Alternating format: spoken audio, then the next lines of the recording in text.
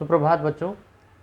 जैसा कि कल आपने भारत के आकार और स्थिति के बारे में जाना, आशा ही नहीं पूर्ण विश्वास है कि कल आपने उसको फॉलो किया होगा, उसके शॉर्ट नोट्स बनाए होंगे जिसे आप आज अपलोड करेंगे और मैं काम को जो होमवर्क मैंने आपको कल दिया था उसे मैं जांच सकूंगा कि आप कितना काम कर रहे हैं। आज की अगर बात करते हैं तो भारत के परिप्रेक्ष्य में ही थोड़ा सा और आगे चलते हैं।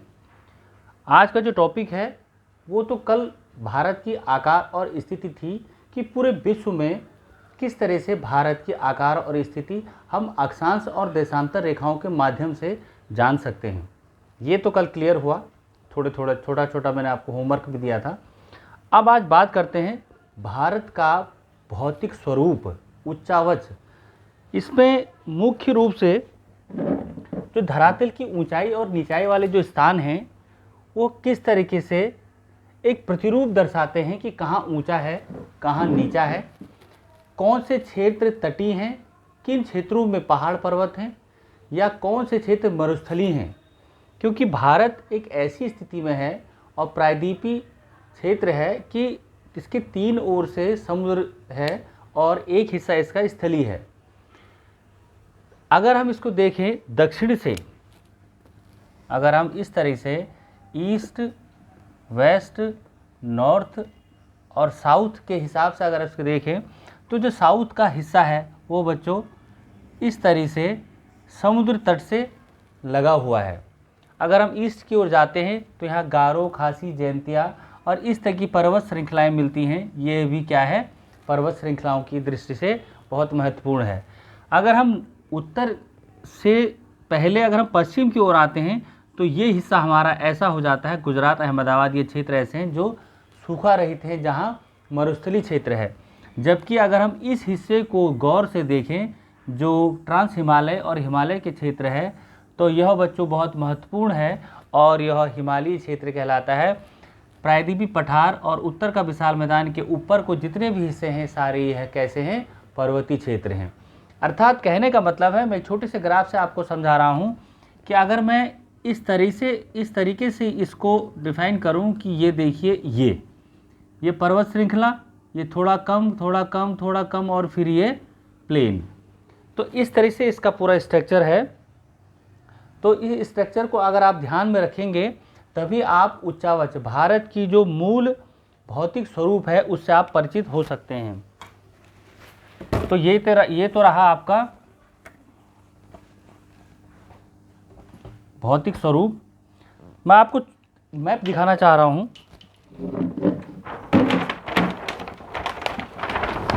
अगर आप इस तरह से मैप को देखेंगे, ये भारत का मैप है। इधर आपको क्या दिखाई दे रहा है, बंगाल की खाड़ी, जहाँ गंगा वहाँ अपने को निक्षेप कर देती है और यहाँ अरब सागर है। यह है जो पूर्वी क्षेत्र है और यह पश्चिमी क्षेत्र है, यह तटीय क्षेत्र है। इसी तरह जो बीच के हिस्से हैं यह प्रायद्वीपीय पठार का हिस्सा है। ये क्षेत्र उत्तर भारत से नदियों के द्वारा लाई गई उत्तरी मैदान, जहाँ नदियाँ अपने साथ लाई हुई मिट्टियों को यहाँ छोड़ती है और यह बहुत उपजाऊ भूमि बन जाती है। ये इसे उत्तर का विशाल मैदान कहते हैं। अब ये छोटी छोटी चीज़ें आप समझिए। पहले तो ये समझिए कि पूरा जो भारत है उसका जो स्ट्रक्चर है, उसका जो पर्वत श्रृंखलाएं हैं, तटीय क्षेत्र हैं, जो मरुस्थलीय क्षेत्र हैं, वो कहाँ कहाँ हैं। यह क्षेत्र पर्वतीय क्षेत्रों में कहलाएगा, चाहे आप अफगानिस्तान और पाकिस्तान के हिस्से या हिंदुकुश या पामीर के पठार से ले लीजिए, या नागालैंड तक, यहाँ गारो, खासू, जयंतिया तक ले लीजिए, या फिर राजस्थान के क्षेत्रों में लीजिए। ये क्षेत्र भी आपको मरुस्थलीय दिखाई देंगे, मरुस्थलीय हैं। यह प्रायद्वीपीय पठार के क्षेत्र हैं और यह तटीय क्षेत्र हैं। ये तो रहा एक भारत का उच्चावच का एक सामान्य सा एक जानकारी। अब इसको किस तरीके से हमें याद करना है असेंडिंग ऑर्डर में, और वो 6 भाग होते हैं। मैं आपको शॉर्ट समझा रहा हूँ क्योंकि कल का वीडियो थोड़ा लंबा हो गया था, लोड करने में दिक्कत हो रही थी। तो सबसे पहले समझिए, अगर ये भारत का मैं एक छोटा सा खाका बना रहा हूँ, आप भी घर में प्रयास करिएगा। बहुत ज़रूरी नहीं है कि ये बिल्कुल एक्यूरेसी हो, हाँ ये है कि वो यह दर्शाता हो कि हाँ ये भारत ही है।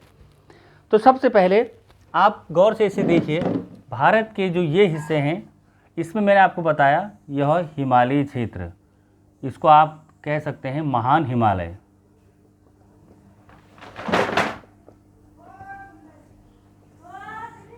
यह महान हिमालय में आता है। इसमें मध्य हिमालय, उप हिमालय, ये 3 चीज़ें हैं जिसमें कोटद्वार, दून, इस तरीके से जो बहुत सारे शहर हैं वो आ जाते हैं और ये स्वास्थ्य की दृष्टि से बहुत ही उम्दा होते हैं।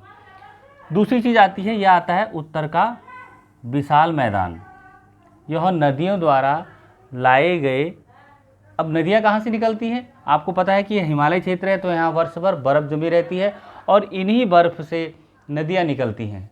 यहाँ की जो मुख्य नदी है गंगा नदी है, उन नदियों के द्वारा लाए गए मिट्टियों से इस उत्तर भारत का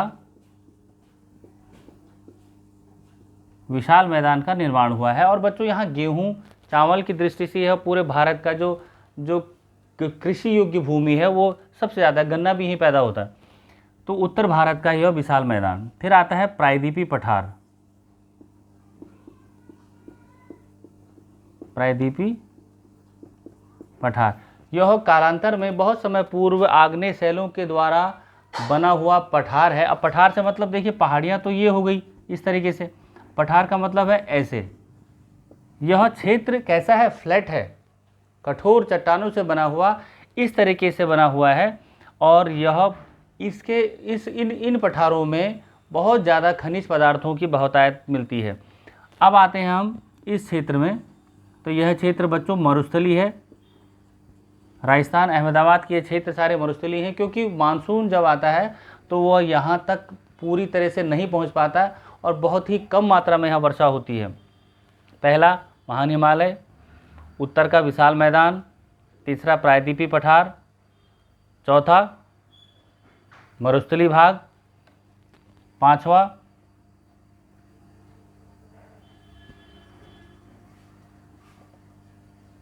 द्वीप समूह। अब द्वीप समूह में ये 2 हिस्से होते हैं, यहाँ अंडमान निकोबार, लक्षद्वीप, और यहाँ अंडमान निकोबार। ये बहुत इम्पोर्टेंट चीज़ है। इसके साथ साथ यह पांचवा, अब फिर आता है एक समुद्र तटीय क्षेत्र।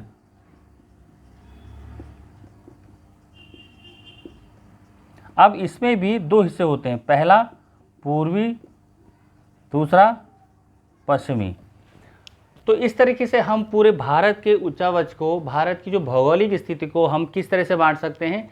6 भागों में बांट सकते हैं। मैंने आपको कल बताया था कि भारत की जो स्थिति और आकार और स्थिति है वो मैंने आपको 8 डिग्री 4 मिनट से वो बताया था, वो आपको रटना है, रट करके उसको लिखना है, उसके नोट्स बनाने हैं। उसके साथ साथ पूरे भारत को अगर हम बांटें उसकी भौगोलिक दृष्टि से तो वो बहुत महत्वपूर्ण है, जिसमें सबसे पहले आता है महान हिमालय, दूसरा उत्तर का विशाल मैदान।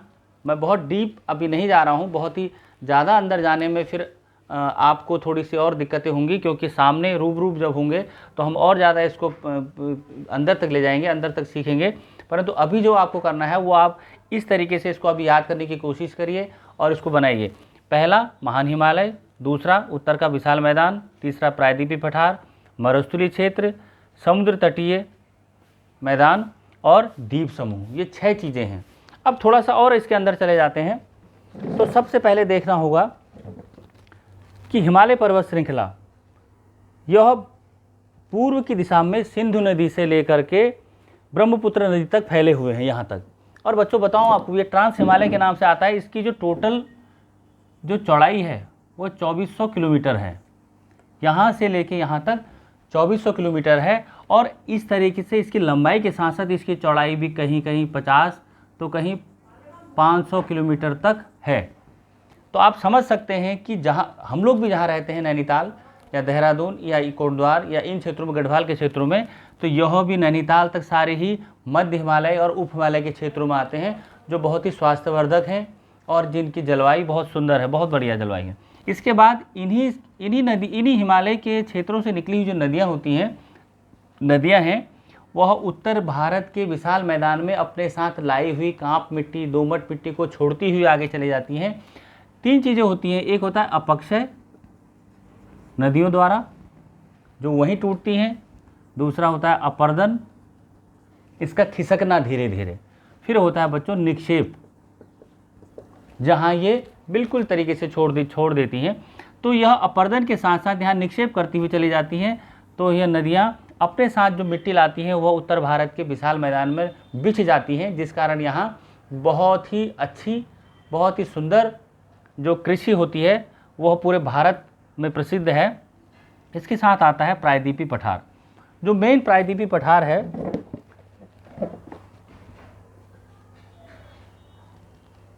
यह ज्वालामुखी उद्गार से बना हुआ। मैंने आपको पहले बताया था कि ये आग्नेय शैलों के ज्वालामुखी जो वो हैं उनसे बना हुआ है। और इसमें नर्मदा नदी के प्रायद्वीपीय पठार का वह भाग जो मालवा के अधिकतर भागों में फैला हुआ है। इसमें सतपुड़ा, महादेव, कैमूर की पहाड़ियाँ, मैकाल पर्वत तथा इसके पूर्व में भी पठार में जो 2 भागों में बटे हुए हैं, पूर्वी घाट, यहाँ पर है पूर्वी घाट तथा यह पश्चिमी घाट। यहाँ अरावली की पर्वत श्रेणियाँ हैं। तो इस तरह से प्रायद्वीपीय पठार का भी अपना एक महत्व बन जाता है। फिर बच्चों अगला आता है थार का मरुस्थल। मैंने आपको जैसा बताया कि थार का मरुस्थल, यहाँ मानसून के नहीं पहुँचने के फलस्वरूप यह थार का मरुस्थल बालू के रेत के टीलों में बदल गया है। यहाँ वर्षा का जो वार्षिक औसत है वो 10 सेंटीमीटर से भी कहीं कहीं कम है। शुष्क जलवायु, रेगिस्तान के कारण क्षेत्रों में यहाँ वनस्पति बहुत कम मात्रा में होती है। अब कम मात्रा में वनस्पति होगी तो वहाँ मूल रूप से बहुत दिक्कतें होंगी। तो इस क्षेत्र का, यहाँ पर इस क्षेत्र में एक ही मात्र नदी है, उसका नाम है लूनी नदी।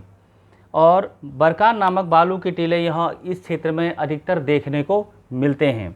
फिर आता है आपका समुद्र तटीय मैदान। मैंने आपको बताया कि पूर्वी तटीय मैदान और पश्चिमी तटीय मैदान। जैसा कि मैंने आपको अभी मैप में बताया,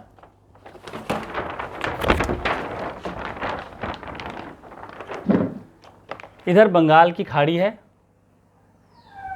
जहाँ गंगा अपने पूरी तरीके से निक्षेप करती है और दुनिया का सबसे बड़ा चापाकार डेल्टा बनाती है, जहाँ गंगा समुद्र में समा जाती है उत्तराखंड में गंगोत्री नामक स्थान से निकलने के बाद। ये मैं भारत के उच्चावच भारत की भौगोलिक स्थिति के साथ साथ समझा रहा हूँ, परंतु जब हम नदियों की बात करेंगे या नदियों के बारे में जब हम पढ़ेंगे तो एक अलग से प्रोजेक्शन, अलग से जाल से हम इसके बारे में देखेंगे कि कौन सी नदियाँ कहाँ से निकलती हैं और कहाँ गिरती हैं। यह बंगाल की खाड़ी है और यह अरब सागर। इसी तरीके से यह पूर्वी तटीय क्षेत्र, यह पश्चिमी तटीय क्षेत्र, यह 2 क्षेत्र हैं। गौर से आप नक्शे को देखिएगा, अलग अलग कलर से इसको दिखाया गया है और कहीं कहीं आप छोटे छोटे ये टुकड़े देख रहे होंगे, ये सारे पर्वत श्रृंखलाएँ हैं। तो आगे बढ़ते हैं।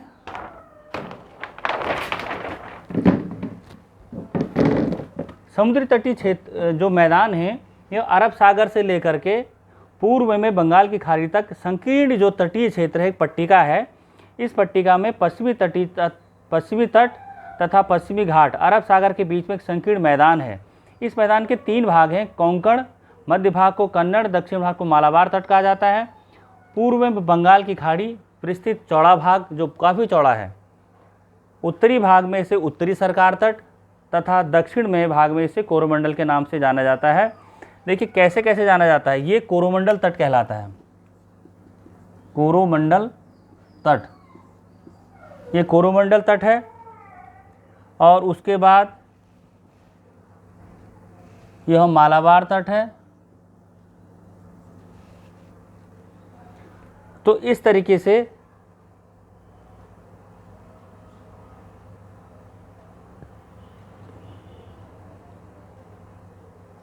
नाम से जाना जाता है। महादेवी, कावेरी, कृष्णा तथा नदियाँ इसी गोदावरी, इसी विशाल डेल्टा पर मिलती हैं। चिल्का झील भी इसी तट पर एक महत्वपूर्ण साधन है जो यहाँ पर दिखाई देता है। ये सब नदियों और झील के बारे में हम थोड़ा सा बाद में बात करेंगे।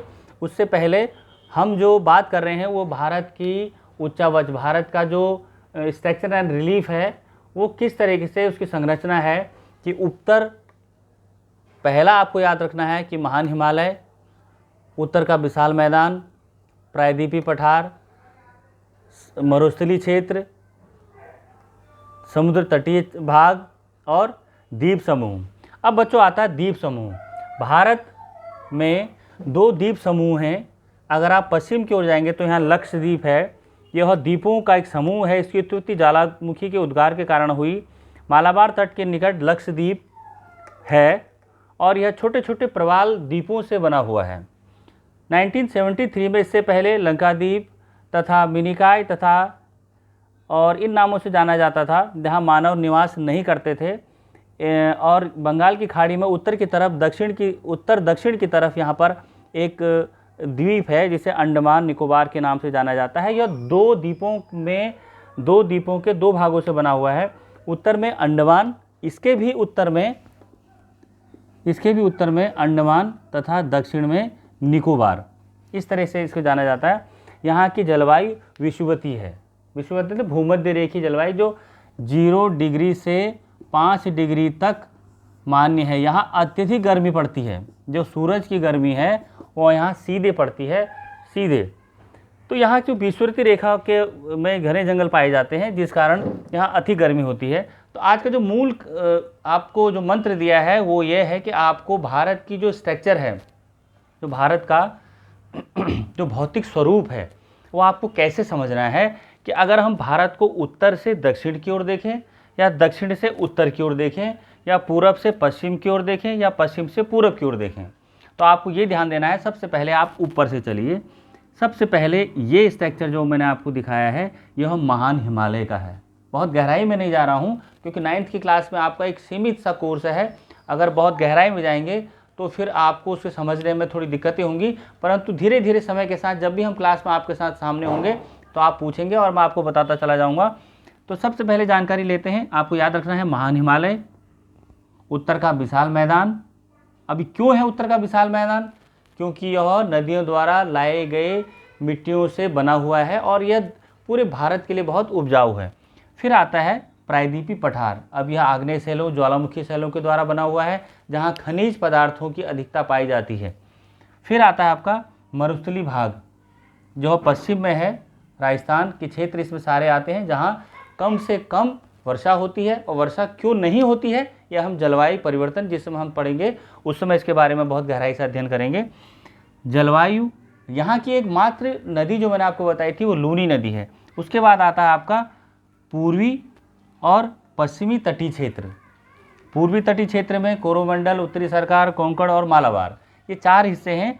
इसको आप पूर्वी तटीय क्षेत्र और पश्चिमी तटीय क्षेत्र के नाम से ही अभी आप जानिए। उसके बाद फिर आता है द्वीप समूह। कितने भाग हो गए बच्चों? 6 भाग हो गए।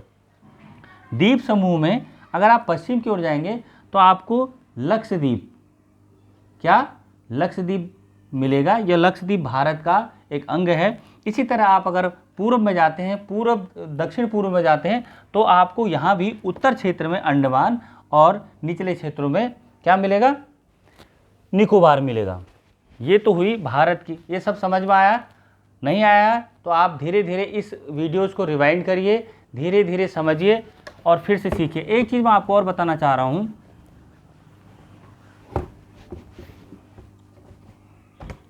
ये आज का फिर दूसरा वीडियो होगा।